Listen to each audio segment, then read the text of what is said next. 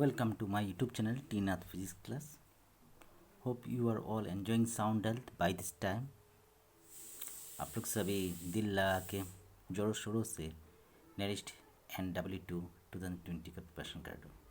My best wishes always with you. Best of luck for your preparation. तो आज आप लोग के लिए फिजिक्स का 5 इम्पॉर्टेंट मल्टीपल चॉइस क्वेश्चन लेके आया हूँ. तो स्टार्ट करने से पहले आप लोग जल्दी से पेन और कॉपी लेके बैठ जाइए. I am 100% sure you correct all the questions and find out the correct answer. So let's start.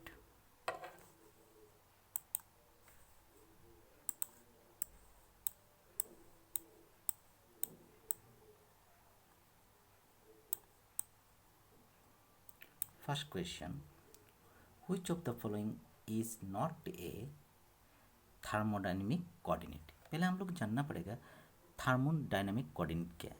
जो कोऑर्डिनेट का मतलब है जो क्वांटिटी चेंज होते रहते हैं. तो थर्मोडायनामिक प्रोसेस में क्या क्या क्वांटिटी चेंज रहता है? Pressure, volume, temperature. तो यहाँ पर ऑप्शन में दिया है gas constant, pressure, volume, temperature. तो राइट आंसर क्या होगा? Gas constant. तो गैस कांस्टेंट क्या होता है? हमेशा कांस्टेंट रहता है, ये कभी भी चेंज नहीं होता है. So it will be the constant. It is not a thermodynamic coordinate. तो गैस कांस्टेंट का वैल्यू कितना होता है? जस्ट नॉलेज के लिए याद रखिए आप लोग, 8.31 जूल पर मोल पर केल्विन. तो इस क्वेश्चन का आंसर क्या होगा? Gas constant. And gas constant को हम लोग डिनोट करते हैं कैपिटल आर से. ठीक है. तो next question, during an adiabatic process the pressure of a gas is found to be proportional to the cube of its absolute temperature. The ratio of CP/CB for gas is. तो ये question को solve करने के लिए adiabatic change का formula जानना पड़ेगा. तो एडियाबेटिक चेंज में प्रेशर और टेम्परेचर का रिलेशन क्या है? P into T to the power gamma by 1 minus gamma. यहाँ पर गामा का मतलब क्या है? Specific heat ratio, that is CP/CB. तो यहाँ पर क्वेश्चन में क्या दिया है? P proportional to T to the power 3. तो प्रोपोर्शन साइन जब भी हटाएंगे तो हम लोग कांस्टेंट डालना पड़ेगा. P equal to constant into T to the power 3. T to the power 3 इधर में आने से क्या होगा? P into T to the power -3 equal to constant. इसको हम लोग ने इक्वेशन नंबर 1 कंसिडर किया. एंड एडियाबेटिक चेंज में प्रेशर और टेम्परेचर का रिलेशन क्या है? P into T to the power gamma by 1 minus gamma equal to constant.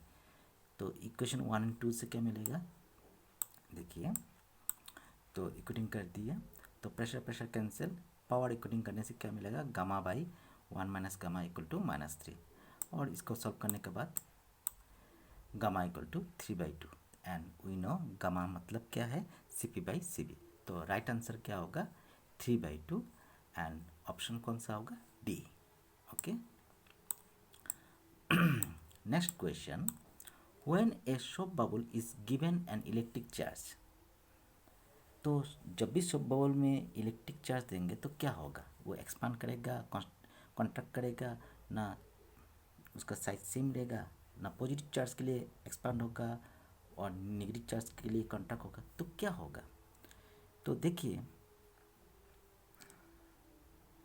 When soap bubble is अनइलेक्ट्रिफाइड उस समय उसका साइज फिक्स रहता है. किस लिए?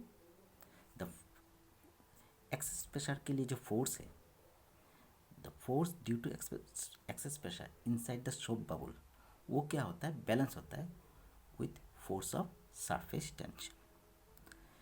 तो whenever we given some charge, for this charge outward normal force is developed and that force expand the soap bubble. ठीक है. तो राइट ऑप्शन क्या होगा? Expands, that is option B.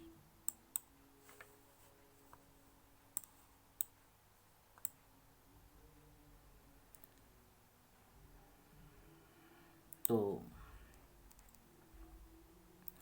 Next question, J.P. Thomson experimentally confirmed the existence of matter waves by the phenomenon कौन सा phenomenon से existence of matter wave का बारे में पता लगाया जेपी थॉमसन।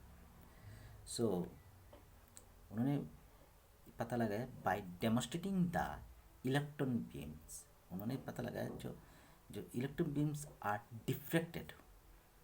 तो इलेक्ट्रॉन बीम्स क्या होता है? Diffracted when they are scattered by the regular atomic alignment of the crystals. तो इलेक्ट्रॉन बीम्स क्या होता है? डिफ्रेक्ट होता है जब वो स्कैटर्ड होता है, किससे? Atomic alignment of crystal. तो राइट ऑप्शन क्या होगा? डिफ्रैक्शन। ठीक है। नेक्स्ट क्वेश्चन में क्या बोला है? Half life of A radioactive substance A is 2 times the half life of another radioactive substance B.